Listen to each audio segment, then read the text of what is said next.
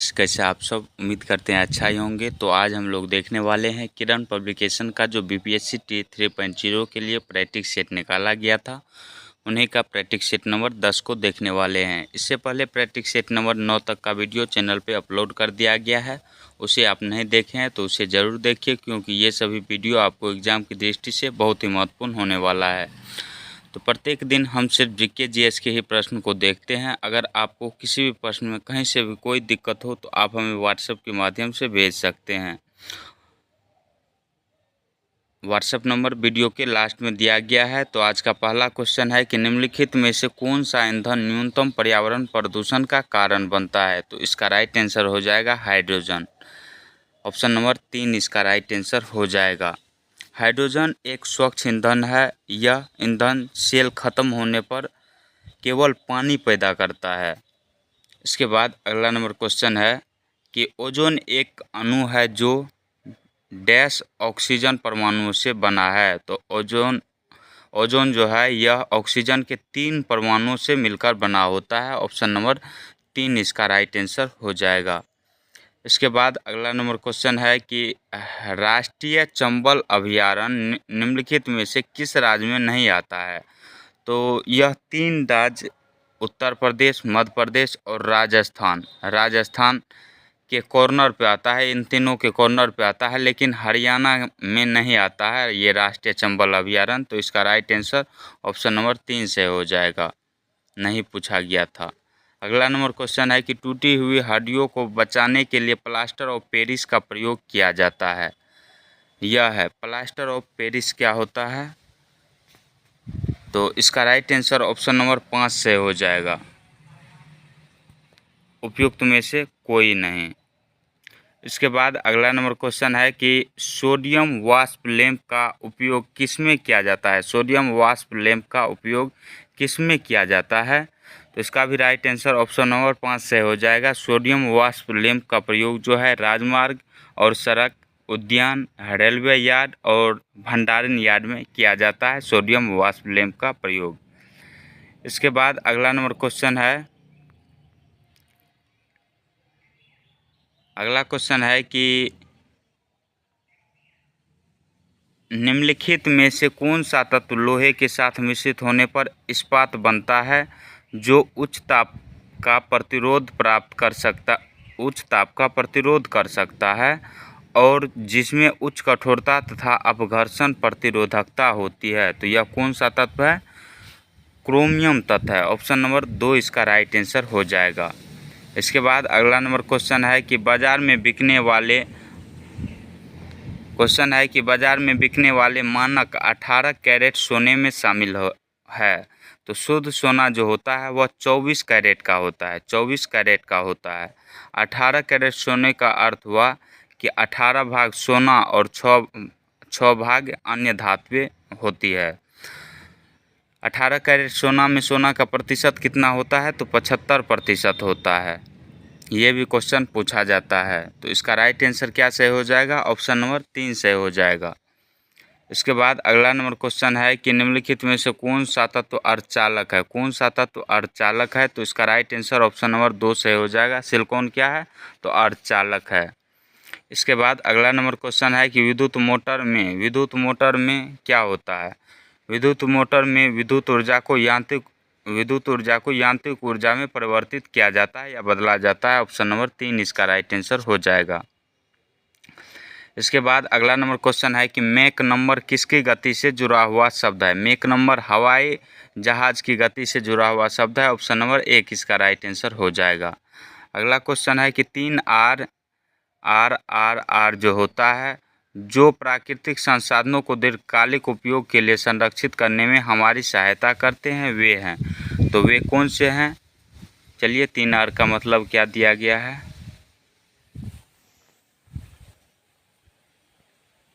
तो इसका right answer जो है, पहले तो रिड्यूस होता है, रिसाइकल होता है और रीयूज होता है। 3 R का मतलब रिसाइकल होता है और एक क्या होता है, रीयूज होता है। तो इसमें देख लीजिए आप कौन सा आंसर हो जाएगा। तो ऑप्शन नंबर 3 इसका राइट आंसर हो जाएगा। इसके बाद अगला नंबर क्वेश्चन है कि यह बीमारी एडीज मच्छर से फैलती है। कौन सी बीमारी एडीज मच्छर के काटने से फैलती है? तो डेंगू। ऑप्शन नंबर 1 इसका राइट आंसर हो जाएगा। इसके बाद अगला नंबर क्वेश्चन है, और ये क्वेश्चन बहुत ही टफ है, कभी हमको नहीं लगता है कि आप इसे देखे होंगे। क्वेश्चन दिया गया है कि निम्नलिखित में से किस विटामिन को एर्गो कैल्सीफेरॉल के नाम से जाना जाता है? तो विटामिन डी को कैल्सीफेरॉल के नाम से जाना जाता है, और इसमें लगा दिया है एर्गो कैल्सीफेरॉल के नाम से किसे जाना जाता है? तो इसका राइट आंसर ऑप्शन नंबर 1 से हो जाएगा। विटामिन डी को एर्गो कैल्सीफेरॉल के नाम से जाना जाता है। इसके बाद अगला नंबर क्वेश्चन है कि भंडारित अनाज में पिरकों की वृद्धि के लिए सबसे महत्वपूर्ण कारक क्या है? सबसे महत्वपूर्ण कारक क्या है? तो इसका राइट आंसर ऑप्शन नंबर 1 से हो जाएगा, अनाज की नमी। भंडारित अनाज में पिरकों की वृद्धि के लिए सबसे महत्वपूर्ण कारक क्या है? तो अनाज में नमी जो होती है उसके कारण अनाज में कीड़े लगने शुरू हो जाते हैं। इसके बाद अगला नंबर क्वेश्चन है कि साहित्य अकादमी द्वारा किस भाषा के रचनाकार बासुकीनाथ झा को वर्ष 2023 का साहित्य अकादमी पुरस्कार देने की घोषणा की गई? तो यह किस भाषा के रचनाकार हैं? तो इसका राइट आंसर जो है ऑप्शन नंबर 2 से हो जाएगा, यह मैथिली भाषा के हैं। ऑप्शन नंबर 2 इसका राइट आंसर हो जाएगा। यह मैथिली साहित्यकार बासुकीनाथ झा जो हैं यह बिहार के समस्तीपुर जिले के निवासी हैं। इसके बाद अगला नंबर क्वेश्चन है कि केंद्रीय बजट 2024-25 के बारे में निम्नलिखित कथनों पर विचार कीजिए। निम्नलिखित कथनों पर विचार करना है। तो युवाओं के लिए 50 वर्षों के ब्याज मुक्त ऋण के साथ 1 लाख करोड़ रुपये का कोष स्थापित किया जाएगा। यह कथन क्या है? सही है। इसके बाद इसमें जो है सरकार 2014 से पहले अर्थव्यवस्था के कुप्रबंधन पर एक श्वेत पत्र लाएगी। ये भी सही है। और है कि 3 करोड़ महिलाओं को लखपति दीदी बनाने का लक्ष्य तय किया गया है। ये भी सही है, यानी उपयुक्त में तीनों सही है। तो इसका राइट आंसर जो है ऑप्शन नंबर 4 सही हो जाएगा। इसके बाद अगला नंबर क्वेश्चन है कि आँखों की देखने की क्षमता में कमी किसकी कमी से होती है?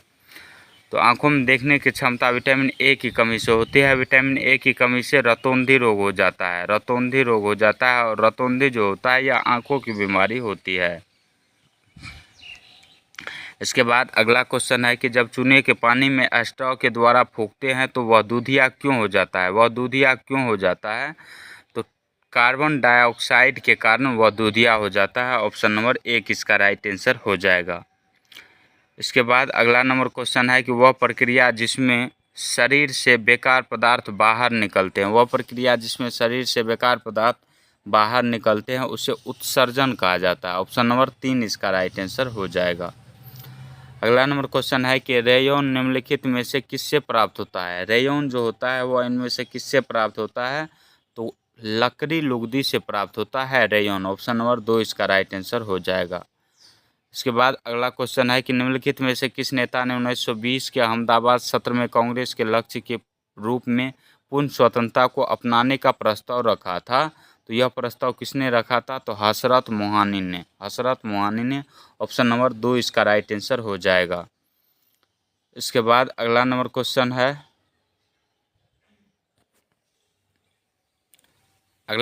है, कि भारत छोड़ो आंदोलन के समय किसने करो या मरो का नारा दिया था? तो करो या मरो का नारा महात्मा गांधी के द्वारा दिया गया था। ऑप्शन नंबर 2 इसका राइट आंसर हो जाएगा।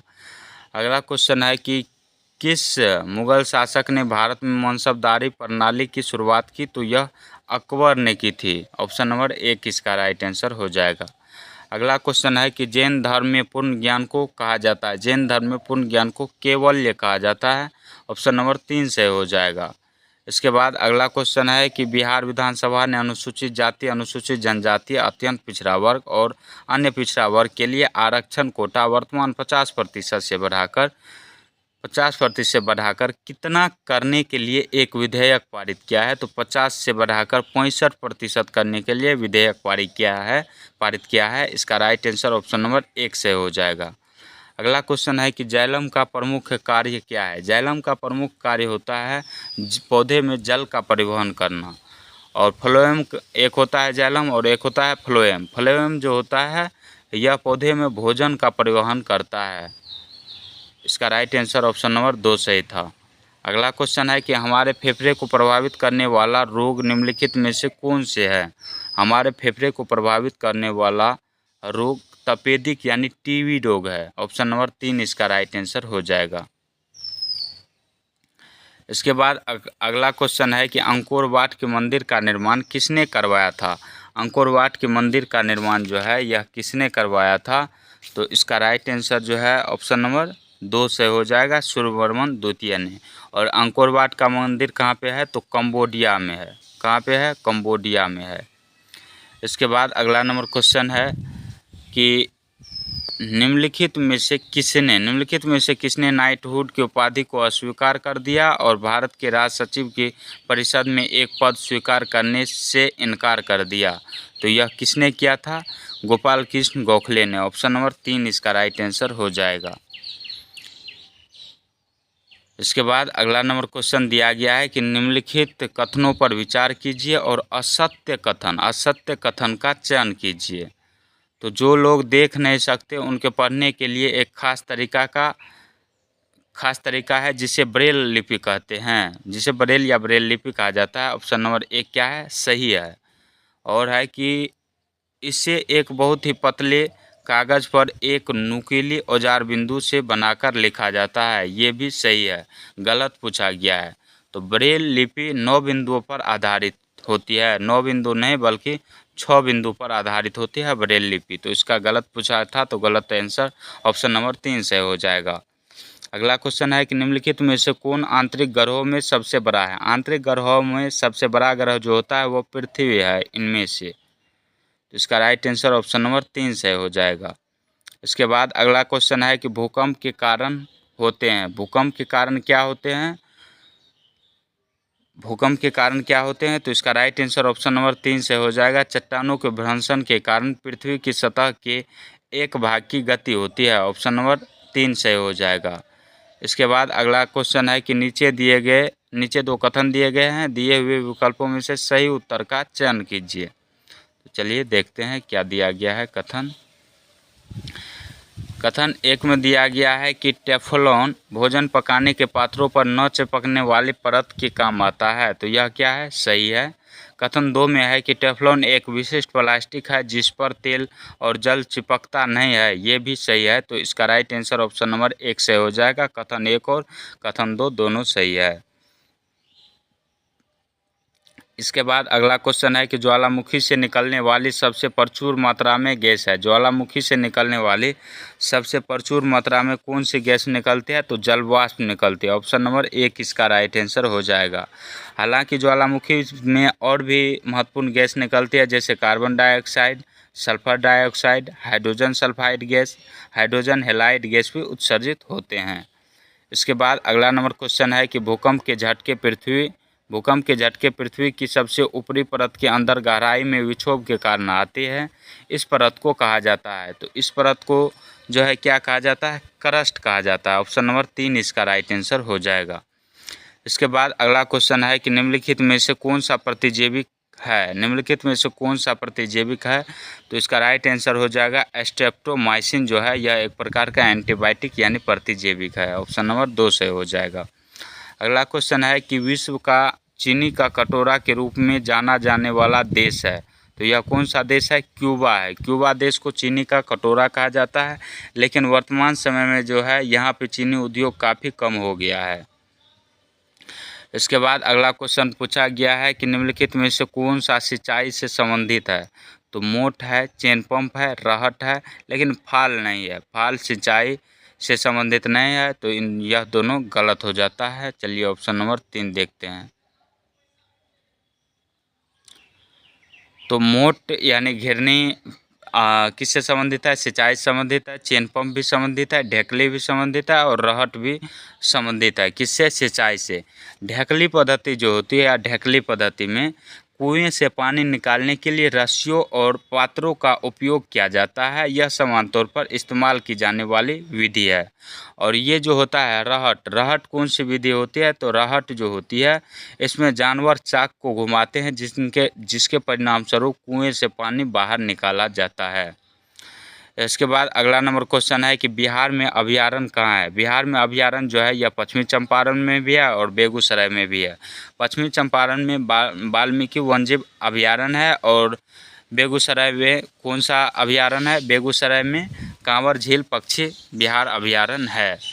इसके बाद अगला नंबर क्वेश्चन है कि भारत का कौन सा राज्य अधिकतम राज्यों की सीमाओं को छूता है? भारत का कौन सा राज्य अधिकतम राज्यों की सीमा को छूता है? तो इसका राइट आंसर जो है ऑप्शन नंबर 3 से हो जाएगा, उत्तर प्रदेश। उत्तर प्रदेश की सीमा जो है कुल 9 राज्यों से लगती है, जैसे उत्तराखंड, हिमाचल प्रदेश, दिल्ली, हरियाणा, राजस्थान, मध्य प्रदेश, छत्तीसगढ़, बिहार और झारखंड से इसकी सीमा लगती है।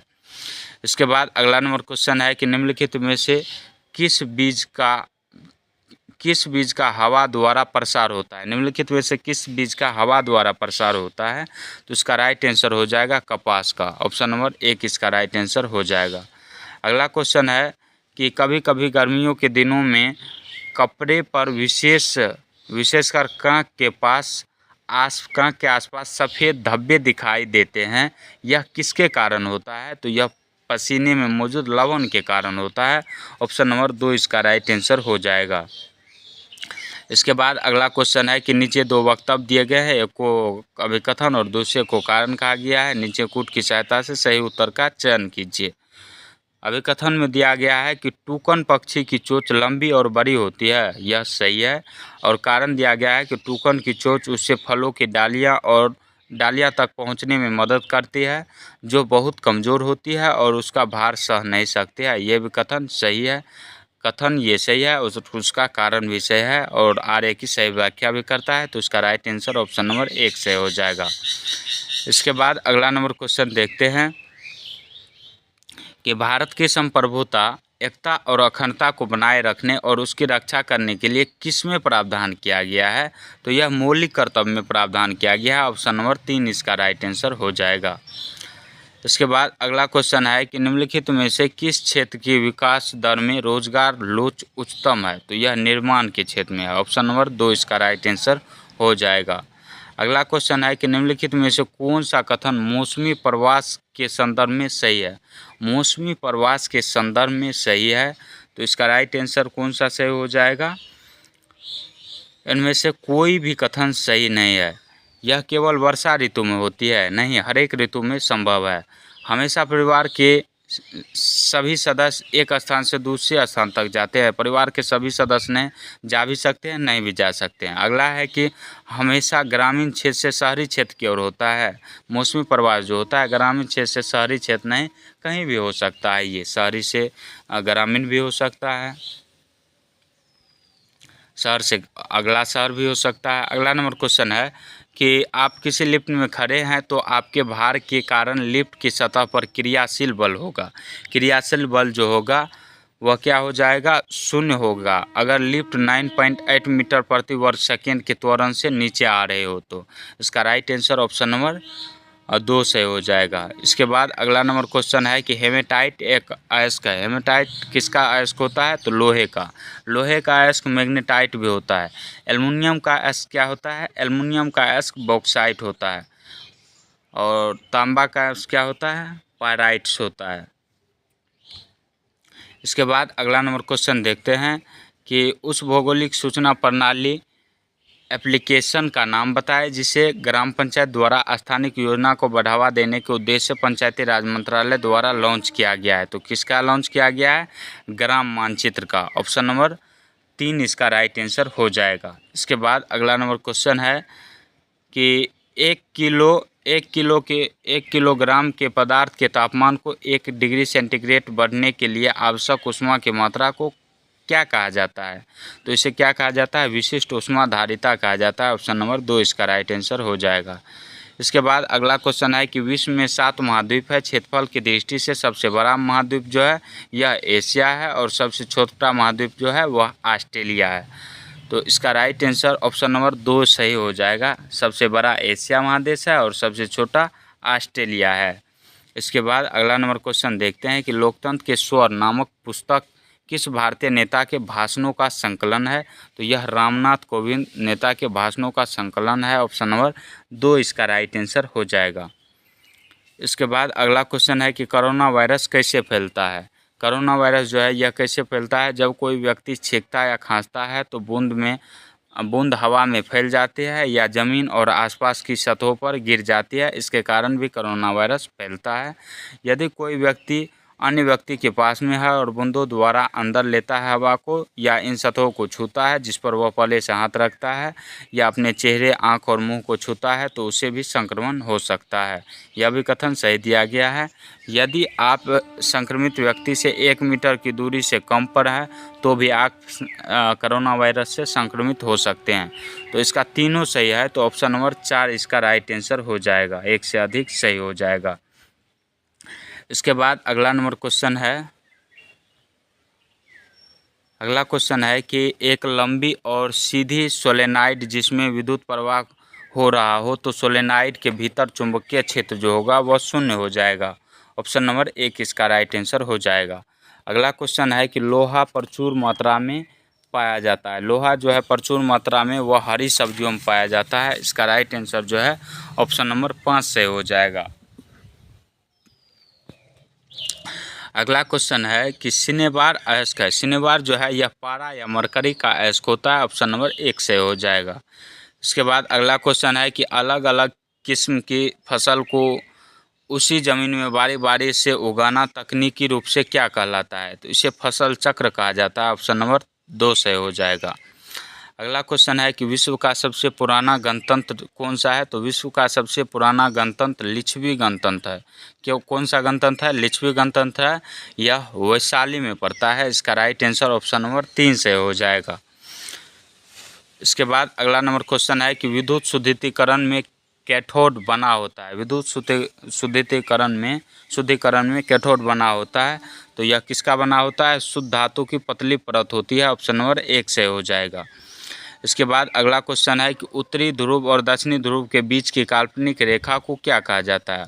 उत्तरी ध्रुव और दक्षिणी ध्रुव के बीच की काल्पनिक रेखा को भूमध्य रेखा वृत्त कहा जाता है। ऑप्शन नंबर 3 इसका राइट आंसर हो जाएगा। इसके बाद अगला नंबर क्वेश्चन है कि राम मोहन राय को राजा की उपाधि किसके द्वारा दी गई थी। तो यह अकबर द्वितीय के द्वारा दिया गया। इसका राइट आंसर जो है ऑप्शन नंबर 2 से हो जाएगा। इसके बाद अगला क्वेश्चन है कि सर्व शिक्षा अभियान का उद्देश्य क्या है। तो बुक में इसका आंसर 4 दिया गया है, आप देख लीजिएगा। वैसे तो 6 से 14 वर्ष की आयु वर्ग के सभी बच्चों को प्राथमिक शिक्षा प्रदान करना यह सर्व शिक्षा अभियान का उद्देश्य है। ऑप्शन नंबर हमारे अनुसार तो ऑप्शन नंबर 3 इसका राइट आंसर होना चाहिए। इसके बाद अगला नंबर क्वेश्चन है कि परमाणु के केंद्रक के चारों ओर इलेक्ट्रॉन बिना ऊर्जा खोए घूमते हैं। यह किस वैज्ञानिक के द्वारा बताया गया था। यह किस वैज्ञानिक के द्वारा बताया गया था? तो नील्स बोर के द्वारा। ऑप्शन नंबर 3 इसका राइट आंसर हो जाएगा। अगला नंबर क्वेश्चन है कि भारतीय संविधान के किस अनुच्छेद में देवनागरी लिपि में हिंदी को राजभाषा घोषित किया गया है। तो यह अनुच्छेद 343 में हिंदी को राजभाषा घोषित किया गया है देवनागरी लिपि में। इसके बाद अगला क्वेश्चन है कि जब पीले फास्फोरस को NaOH के गर्म और सांद्र घोल के साथ क्रिया करवाई जाती है तो कौन सी जहरीली गैस बनती है। तो PH3 यानी फॉस्फिन जहरीली गैस बनती है। फॉस्फिन जहरीली गैस बनती है। इसका राइट आंसर ऑप्शन नंबर 3 से हो जाएगा। इसके बाद अगला क्वेश्चन दिया गया है कि पर्वतारोही अपने साथ ऑक्सीजन सिलेंडर ले जाते हैं क्योंकि उन्हें इसकी ज़रूरत होती है। क्योंकि उसको जो है पर्वतारोही को पर्वत पर इसकी ज़रूरत क्यों होती है। तो सांस लेने के लिए क्योंकि अधिक ऊंचाई पर ऑक्सीजन की मात्रा कम हो जाती है, इसलिए वह सिलेंडर ले जाते हैं। ऑप्शन नंबर 3 इसका राइट आंसर हो जाएगा। ऑक्सीजन सिलेंडर ले जाते हैं। अगला क्वेश्चन है कि मेघ बीजन में कौन सी प्रक्रिया शामिल होती है जो वर्षा लाने की तकनीक है, जो वर्षा लाने की तकनीक है? तो इसका राइट आंसर ऑप्शन नंबर 2 से हो जाएगा। जब वातावरण में मौजूद जलवाष्प धूल अथवा लवण के कण के चारों ओर ठंडा और संघनित हो जाता है। ऑप्शन नंबर 2 से हो जाएगा। इसके बाद अगला नंबर क्वेश्चन है कि निम्नलिखित में से कौन सी मुख्य नदी घाटी परियोजना बिहार राज्य में स्थित है? बिहार राज्य में स्थित है, तो इसका राइट आंसर ऑप्शन नंबर 1 से हो जाएगा। सोन बहुउद्देशीय परियोजना कहाँ पर स्थित है? तो यह बिहार राज्य में स्थित है। हीराकुंड परियोजना जो है यह उड़ीसा में महानदी पर स्थित है, और रिहंद परियोजना जो है यह रिहंद नदी पर उत्तर प्रदेश में है। इसके बाद अगला क्वेश्चन है कि मसूड़ों से खून आना, घाव का देर से भरना, पसलियों में दर्द रहना किस विटामिन की कमी से होता है? तो यह किस विटामिन की कमी से होता है? विटामिन सी की कमी से होता है। विटामिन सी की कमी से कौन सा रोग होता है? स्कर्वी रोग होता है। इसका राइट आंसर ऑप्शन नंबर 3 से हो जाएगा। इसके बाद अगला नंबर क्वेश्चन है कि एबीज गर्म रक्त वाले जीव होते हैं और उनका दिल जो होता है वह 4 कक्षों वाला होता है। ऑप्शन नंबर 2 इसका राइट आंसर हो जाएगा। इसमें 2 अलिंद होते हैं और 2 निलय होते हैं। अगला क्वेश्चन है कि जल संरक्षण में संलिप्त अलवर जिले से भारत का जल पुरुष कहे जाने वाले इस पर्यावरणवादी का नाम जो है राजेंद्र सिंह है। ऑप्शन नंबर 2 इसका राइट आंसर हो जाएगा। इसके बाद अगला नंबर क्वेश्चन है कि राष्ट्रीय मिशन ग्रीन इंडिया का किसके साथ विलय कर दिया गया? तो इसका राइट आंसर क्या से हो जाएगा? ऑप्शन नंबर 3 से हो जाएगा कि इसे MGNREGE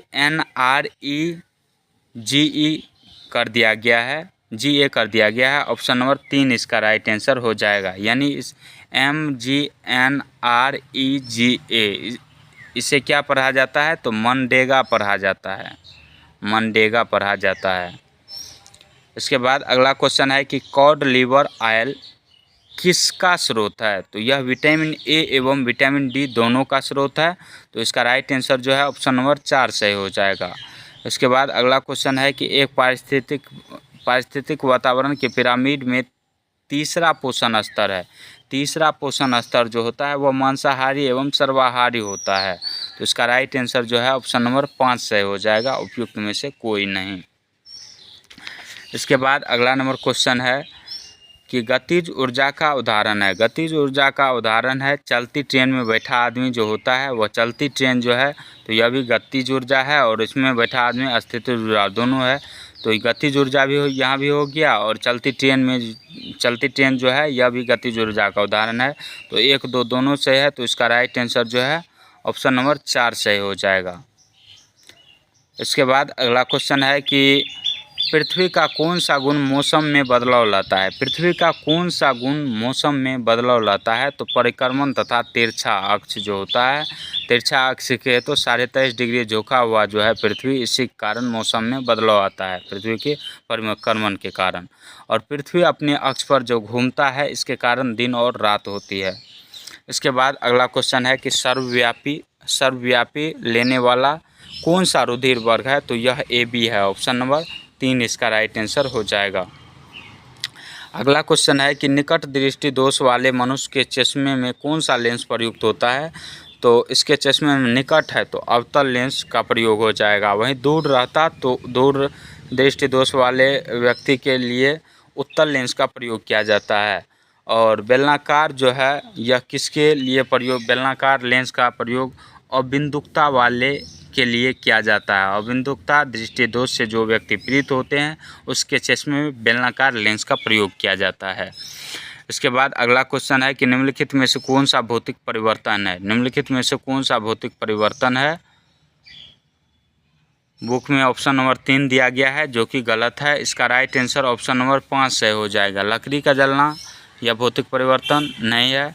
कोका कोला पे में नमक डालने से गैस का निकलना ये भी नहीं है, और कागज़ के टुकड़े का जलना ये भी भौतिक परिवर्तन नहीं है। तो इसका राइट आंसर ऑप्शन नंबर 5 से हो जाएगा। इसके बाद अगला क्वेश्चन है कि वाष्पन के कारण शीतलन की प्रक्रिया तब धीमी होती है जब वायुमंडल में जल के खुले पृष्ठ का क्षेत्रफल क्या होता है? तो घटता है और वायु में नमी अधिक होती है तब ये होता है। ऑप्शन नंबर 3 इसका राइट आंसर हो जाएगा। इसके बाद अगला नंबर क्वेश्चन देखते हैं कि संग्रहित वर्षा जल 30 से 40 मिनट के बाद पीने योग्य नहीं रहता, इसका कारण क्या है? इसका क्या कारण है? तो यह अम्लीय हो जाता है। ऑप्शन नंबर 3 इसका राइट आंसर हो जाएगा। वर्षा जल का पीएच मान जो होता है वह 5.6 हो जाता है। इसे अम्ल वर्षा भी कहा जाता है। अम्ल वर्षा जब वर्षा के पानी का पीएच मान 5.6 से कम होता है तो उसे अम्ल वर्षा कहा जाता है। इसके बाद अगला क्वेश्चन है कि उष्मा द्वीप क्या है? उष्मा द्वीप क्या होता है? तो इसका राइट आंसर ऑप्शन नंबर 3 से हो जाएगा। वह शहरी या महानगरीय क्षेत्र जो अपने आसपास के ग्रामीण क्षेत्रों में अधिक गर्म है। ऑप्शन नंबर 3 इसका राइट आंसर हो जाएगा। इसके बाद अगला क्वेश्चन है कि सुभाष चंद्र बोस ने दिल्ली चलो का नारा किस देश से दिया था? तो सुभाष चंद्र बोस ने दिल्ली चलो का नारा सिंगापुर से दिया था। ऑप्शन नंबर 3 इसका राइट आंसर हो जाएगा। अगला क्वेश्चन है कि इथाइल अल्कोहल शांत सल्फ्यूरिक एसिड की उपस्थिति में एसिटिक एसिड के साथ क्रिया करके डैश बनाता है। तो क्रिया करके कौन सा गैस बनाता है? तो चलिए ऑप्शन देखते हैं। तो इसका राइट आंसर जो है ऑप्शन नंबर 3 से हो जाएगा। एथाइल एथनोएट बनाता है। ऑप्शन नंबर 3 इसका राइट आंसर हो जाएगा। अगला क्वेश्चन है कि कौन सा कोशिका अंग पैकेजिंग सामग्री का प्रमुख कार्य करता है? पैकेजिंग सामग्री का प्रमुख कार्य करता है। तो इसका राइट आंसर गोल्जी उपकरण हो जाएगा। ऑप्शन नंबर 3 इसका राइट आंसर हो जाएगा। गोल्जी उपकरण, गोल्जी उपकरण या गोल्जी बॉडी भी कह सकते हैं। अगला क्वेश्चन है कि जल चक्र पृथ्वी के भीतर तथा वायुमंडल में पानी की अनवरत गति को दर्शाता है तथा इसमें कई विभिन्न प्रक्रियाएं सम्मिलित हैं। इसमें सम्मिलित विविध प्रक्रियाओं को दिखाने वाले सही विकल्प का चुनाव कीजिए। सही विकल्प का चुनाव करना है। तो इसका राइट आंसर ऑप्शन नंबर 1 से हो जाएगा। वाष्पीकरण, वाष्पोत्सर्जन, संघनन एवं अवक्षेपण। इसका राइट आंसर ऑप्शन नंबर 1 से हो जाएगा। जल चक्र के विभिन्न चरणों में वाष्पीकरण आता है, वाष्पोत्सर्जन आता है क्रम से, तो संघनन आता है, उसके बाद अवक्षेपण आता है और सतही अपवाह इसमें शामिल है। इसका राइट आंसर ऑप्शन नंबर 1 सही था। इसके बाद अगला क्वेश्चन है कि महाराष्ट्र राज्य सरकार द्वारा किस पार्श्व गायक को लता मंगेशकर पुरस्कार 2023 से सम्मानित किया गया? तो सुरेश वाडकर को। ऑप्शन नंबर 3 इसका राइट आंसर हो जाएगा। इसके बाद अगला नंबर क्वेश्चन है कि मिट्टी की ऊपरी परत की अधिकांश मात्रा किसके द्वारा बनती है? तो यह तलछटी चट्टान के द्वारा बनती है। ऑप्शन नंबर 2 इसका राइट आंसर हो जाएगा।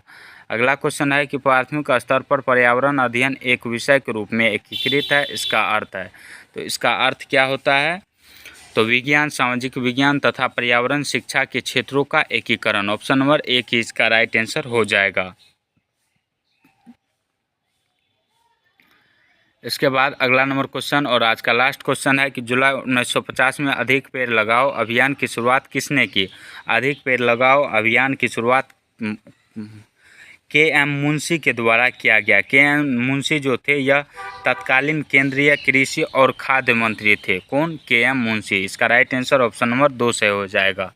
और अधिक पेड़ लगाओ अभियान का उद्देश्य था कि वनों के संरक्षण और वृक्षारोपण के लिए लोगों के मन में उत्साह पैदा करना। ऑप्शन नंबर 2 इसका राइट आंसर हो जाएगा। तो आज का वीडियो आपको कैसा लगा कमेंट सेक्शन में ज़रूर बताएं। मिलते हैं नेक्स्ट वीडियो में, तब तक के लिए जय हिंद, जय भारत।